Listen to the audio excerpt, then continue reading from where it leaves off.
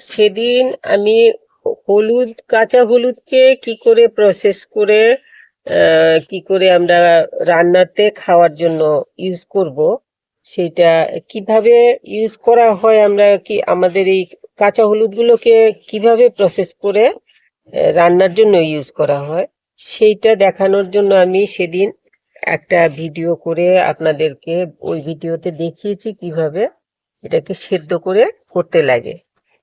তো ওইটা দেখিয়ে আমি বলছিলাম যে আপনাদেরকে তারপরেরটা আমি আরেকটা ভিডিও করে দেখাবো, কারণ সেদিন সেই জলটার মধ্যে এগুলোকে রাখতে লাগে, পরদিন এগুলোকে বের করে তারপরে একটুখানি খোসা ছাড়িয়ে তারপরে রোদে শুকোতে লাগে। তো পরদিন কি হয়েছে, আমি পরদিন আমি এক জায়গায় আমার যেতে হয়েছিল, তো ফিরতে আমার দেরি হয়ে গেল, 2-3 দিন 4 দিন হয়ে গেছে দেরি। তাতে হলুদগুলো অনেকটা বেশি শুকিয়ে গেছে, টেনে গেছে অনেক বেশি, খোসাগুলো এই যে শুকিয়ে গেছে অনেক, 3-4 দিন হওয়াতে। এখন এই যে শুকিয়ে গেছে, তাও এগুলো আমি দেখলাম একটু এই যে এরকম করলে, ছুরি দিয়ে এরকম করলে, এই যে এগুলোকে আমি চেষ্টা করেছিলাম, তো এগুলো এরকম পরিষ্কার হয়েছে। এরকম করে এরকম করে ছাড়ানো যায়, এরকম করে চেষ্টা করে না ছাড়ালেও কিছু না। যখন হলুদগুলো আধা ভাঙা হয়ে যায় তখন কিন্তু এইগুলোকে এগুলো থেকে খোসাগুলো বেরিয়ে যায়। এই যে খোসাগুলো, এই খোসাগুলো বেরিয়ে যায় আধা ভাঙা যখন হয়, তখন খোসাগুলো ফেলে দিলেও হয়। কিন্তু ভেজাল না রেখে আমরা যদি শুরুতেই খোসাগুলোকে ফেলে প্রসেসটা করি, তাহলে পরে হলুদের গুঁড়োটা ফাইন গুঁড়ো হয়ে যাবে, একদম বাজারের গুঁড়োর মতো। যে প্যাকেটে যে গুঁড়োগুলো আমরা কিনে খাই, ওগুলোতে ওইগুলোর থেকে আমরা নিজেদের হাতে তৈরি করে খেলে পরে অনেক বেশি আমরা এই যে এই এই যে দেখুন, এখন এইগুলো ইচ্ছে করলে আপনি হাতের মধ্যে একটা গ্লাভস পরে নিতে পারেন, কেননা এই হলুদগুলো তো একদম পিওর হলুদ, হাতের থেকে দাগ উঠতে একটু সমস্যা হবে, তবু গ্লাভস পরে নিলে ভালো আর কি। তো এই যে আছে হলুদটা, যেমন আমি এখন এটার খোসাটা ছাড়ালাম, এই ছাড়ানোর ইয়েটা টেকনিকটা আরো সহজ হয় যদি পরদিন পরদিন তো এগুলো নরম থাকে, শুকোয় না এতটা। এই যে এটা হলো গিট, গিট মানে যেই জায়গা থেকে মেইন গাছটা থাকে, এইগুলো এগুলো খুব শক্ত। এই গিটগুলো তে কালার ভালো আসে বেশি, এই গিটগুলো এই যে এরকম করে ছাড়িয়ে নিতে পারে, এরকম করে ছাড়িয়ে নিলে তারপর যখন যখন পাউডার করুন বা পেস্ট করুন, একদম পরিষ্কার সুন্দর জিনিস হবে। তো আমরা এইভাবে এইভাবে ছাড়িয়ে নিতে লাগবে। এই জিনিসটা ইচ্ছে করলে এই ছুরিটা দিয়ে করতে পারেন, বা সবার ঘরেই বটি থাকে, বটিদা থাকে, ওইটা দিয়ে করতে পারেন, যে কোনো দা দিয়েই করা যায় অবশ্য। আমি বটিটা এনেছিলাম দেখানোর জন্য, এই যে এইটা। আর তারপর এইগুলো দিয়ে এটা দিয়ে দেখা ওইদিকে, এটা দিয়ে এরকম করে লাইটটা জ্বেলে নিলে, লাইট দিয়ে নে এরকম করে এরকম করে কেটে কেটে এরকম করে কেটে কেটে এই এরকম পিস পিস করে কেটে কেটে শুকিয়ে রেখে দিতে পারবেন সারা বছরে। বটিদা দিয়ে করতে পারেন, এটা দিয়ে এরকম করে করতে পারেন। বা আরেকটা আরেকটা জিনিস এনেছি আমি, যেটাতে হাতে বেশি ধরতে লাগবে না।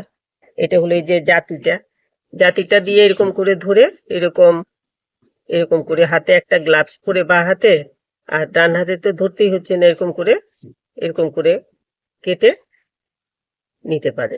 তো এখন কথা হলো, যদি আপনি এটাকে ওই যে মিলগুলো থাকে যেগুলোতে নাকি আমরা আহ ধান টান ধানের থেকে চাল করে, ধান ভানে যে সমস্ত মিলের মধ্যে, সেগুলোতে অনেক সময় ওই চালের গুঁড়ো টুড়ো করে, সংক্রান্তি টংক্রান্তির সময় ওরা করে দেয়, ওইসব জায়গাতে নিয়ে গুঁড়ো করিয়ে আনতে পারেন ইচ্ছে করলে। তাহলে আর এগুলোর অত শত কিছুই করতে লাগে না, তাহলে এরকম আস্তে আস্তে রেখে দিলে পরে, এরকম আস্তে আস্তে রেখে দিলে খোসাও ছাড়াতে লাগে না। ওরা একবার ইয়ে করে, এদিকে দেখাও, একবার ওরা নাড়া মেশিনে ঢুকিয়ে খোসা ছাড়িয়ে নেয় ওরা নিজেরাই। কিন্তু তবুও আমরা এরকম করে খোসাটা ছাড়িয়ে দিতে পারি যদি, তাহলে বোধহয় ভালো হবে আমার মনে হয়। আর আপনি যদি চান যে না আমি ঘরে মিক্সিতে করে নেব, অল্প অল্প করে, একসাথে বেশি করব না, তাহলে এরকম করে খোসাটা ছাড়িয়ে তারপরে খুব ভালো করে রোদে শুকিয়ে নেবেন। আর যদি মনে করেন যে আমি বড় বড় পিস করে, এই যে এগুলো বড় বড় পিস করে আমি দেখাচ্ছি, এগুলো আমি আগে কেটেছি, এরকম করে রোদে শুকিয়ে রেখে দিতে পারেন। তারপরে এগুলো যখন ইচ্ছে হবে তখন এগুলোকে আগের দিন একটু জলে ভিজিয়ে রেখে দিলে, বা ভোরবেলা ঘুম থেকে উঠে ভিজিয়ে রেখে দিলে, 2 ঘন্টা জলে ভিজানো থাকলেই, 2 ঘন্টা বা 1 ঘন্টা জলে ভিজানো থাকলেই এগুলো আবার মিক্সি গ্রাইন্ডারে এগুলো পাউডার হয়ে যাবে। আর এত ভুল ধরিস না। আর যদি এরকম ছোট করে রাখে, কেটে রোদে শুকিয়ে নেন, তাহলে শুকিয়ে কিন্তু জিনিসটা এতটুক সাইজ হয়ে যাবে। তারপর এটাকে তাড়াতাড়ি যদি দরকার হয়, এটাকে জলের মধ্যে ভিজিয়ে রাখলে, ঘন্টাখানেক তো ভিজতে লাগবে না, আধা ঘন্টা ভিজলে এটা দিয়ে জল দিয়ে পেস্ট করে নিলে পরে রান্না করতে পারি। তো এইভাবে আমরা একদম পিওর হলুদ খেতে পারি নিজেরা ঘরে, বাড়িতে। আমার ছাদেই হোক বা বাড়িতে যে কোনো জায়গাতেই হোক, হলুদ যদি হয় তাহলে সেই হলুদটাকে আমরা নানান ভাবে ইউজ করতে পারি। নানা স্কিনের জন্য, মাথাতে খুশকি হয় এগুলোতেও অনেক সময় ইউজ করে, ইয়ের সাথে দেয়। তারপর স্কিনের নানান প্রবলেমের জন্য এগুলো ইউজ করে। তারপরে রক্ত পরিষ্কার করে হলুদে, এই জন্য কাঁচা হলুদ গুড় সকালবেলা অনেকেই খায়, এটা খাওয়াটা খুব ভালো। কাঁচা হলুদ গুড় আমিও খেয়েছি, মেয়েকেও খাওয়াই অনেক সময়। মেয়ে তো সবসময় খেতে পারে না, তো অনেক সময় খাওয়াই মেয়েকে কাঁচা হলুদটা, এই যে সেদ্ধ করাটা না। আর তো এইসব কারণগুলোর জন্য তারপরে আছে আমাদের গাছের জন্য ওষুধ তৈরি করতে হলুদ লাগে, কাঁচা হলুদ লাগে। নিম হলুদের যে ওষুধটা, ওটাতে কাঁচা হলুদটা দিই। তো এইসবের জন্য আমি আলাদা করে কিছুটা কাঁচা হলুদ রেখে দিই। আর বাড়িতে বেশি না হলে পরে বাজারে এই সময়টাতে যথেষ্ট হলুদ, কাঁচা হলুদ কিনতে পাওয়া যায়। আর এখন সারা বছরই প্রায় বাজারে খোঁজ করলে কাঁচা হলুদ পাওয়া যায়, আর এই সময়টাতে বেশি পরিমাণে পাওয়া যায়। তো এখন কাঁচা হলুদ এনে এরকম করে কিছুটা খাওয়ার জন্য, কাঁচা ওইভাবে খাওয়ার জন্য কিছুটা, স্কিন টিনের কিছু প্রবলেম হলে পরে ইউজ করার জন্য, আর কিছুটা গাছের ওষুধ তৈরি করার জন্য। গাছের ওষুধটা তো সারা বছরই লাগে ঘুরে ঘুরে, তো এই জন্য গাছের ওষুধের জন্য কিছুটা রেখে দেবেন। রেখে বাকি যেই হলুদটা থাকবে সেটাকে এইরকম প্রসেস করে নিজের রান্নাঘরের জন্য ইউজ করার জন্য রেডি করে রাখবেন। এই হলুদগুলো যেমন এত শক্ত হয়ে যায় শুকিয়ে, এরকম করে ফেললে খটখট করে আওয়াজ করে, এত শক্ত হয় শুকিয়ে, ওইরকম ভাবে শুকিয়ে নেবেন। তাহলে পরে সারা বছর থাকবে। এই বছরের হলুদ আগামী বছরও খেতে পারবেন, কিচ্ছু নষ্ট হবে না, কালার চেঞ্জ হবে না। শুধুমাত্র এরকম করে নিতে পারেন, বা এরকম করে নিতে পারেন, বা যদি এরকম বড় থাকে কিছু হারিয়ে হামানদিস্তা দিয়ে এরকম থেতো করে নিলে পরেও খেতে পারবেন। কিন্তু শুকিয়ে রাখবেন ভালো করে, রোদে খুব ভালো করে শুকিয়ে রেখে দেবেন, তাহলে হলুদটা একদম পিওর হলুদটা সারা বছর ধরে রান্না কাজে ইউজ করতে পারবেন। তো আমি হলুদকে কিভাবে রান্নার ঘরে ইউজ করার জন্য, খাওয়ার জন্য কিভাবে হলুদটাকে প্রসেস করবেন এটা আমি বললাম। আপনারা যদি আপনাদের ভালো লাগে একটু লাইক কমেন্ট করবেন, শেয়ার করবেন। আর যারা সাবস্ক্রাইব করেননি চ্যানেল সাবস্ক্রাইব করবেন।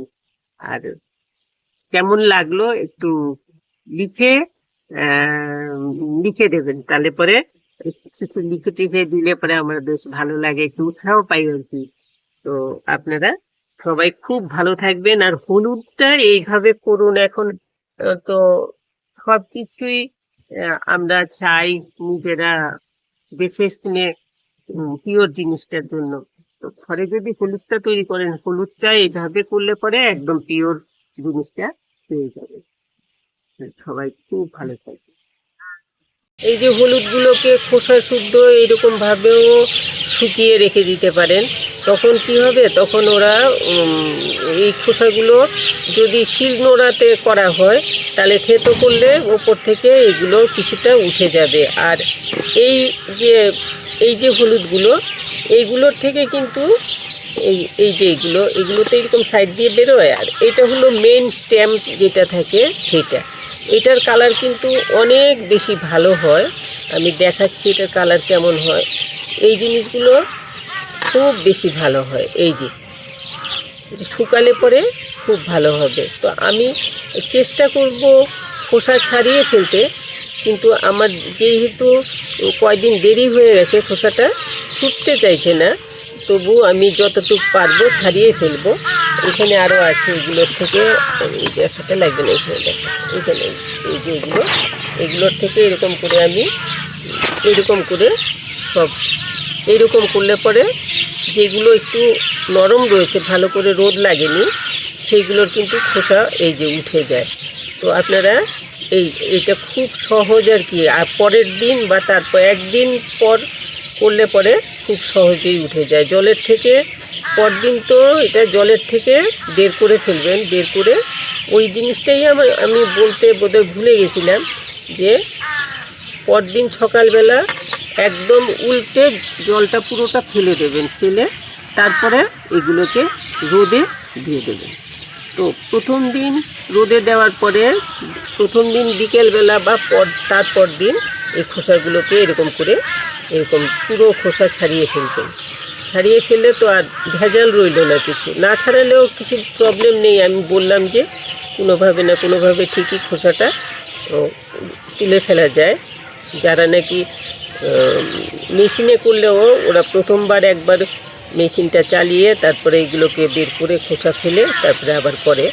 আর আমরা ঘরে করলে পরে, যদি গ্রাইন্ডারে করি, তাহলে পরে প্রথমে একবার আধা ভাঙা হয় যখন, তখন বের করে খোসাটাকে ফেলে তারপরে আমরা মেন জিনিসটা নিতে পারি। তো এরকম করে খোসাটাকে ছাড়িয়ে নেবেন, তাহলে ভালো হবে, কালারটা ভালো। খোসাটা থাকলে কি হয়, একটা কালচে কালচে মতো কালার চলে আসে। এইটুকুই প্রবলেম। এই কথাটা আমি বলতে ভুলে গেছিলাম, তো আমি শেষ করেও আবার এগুলো বললাম। তো আপনারা করবেন। আর এই যে কী যেন ওইটা বলছিলাম, ওই বেশি সময় ছোট ছোট কিছু করে রাখবেন, যাতে রান্নার মনে রইল না যে হলুদের গুঁড়ো নেই। রান্নার আগে ঝট করে আধা ঘন্টা আগে জল দিয়ে রাখলেই এটাকে পেস্ট করে ফেলতে পারবেন, ভিজে যাবে। আর বাকিগুলোকে এরকম যার যেমন ভালো লাগে এরকম বড় টুকরো ছোট টুকরো আমি দেখালাম, জাতি দিয়ে করতে পারেন, বটি দিয়ে করতে পারেন, আবার এরকম ছুরি দিয়ে এরকম করে টুকরো টুকরো করে করতে পারেন। আর যদি ছোট ছোট করতে হয় এরকম করে এগুলোকে একদম এইরকম ছোট করে যদি শুকিয়ে রাখেন, তাহলে পরে আধা ঘন্টা আগে জল দিয়ে রাখলে এগুলো ভিজে নরম হয়ে থাকবে। তারপরে জল দিয়ে পেস্ট করে রান্নার কাজে ইউজ করতে পারবেন।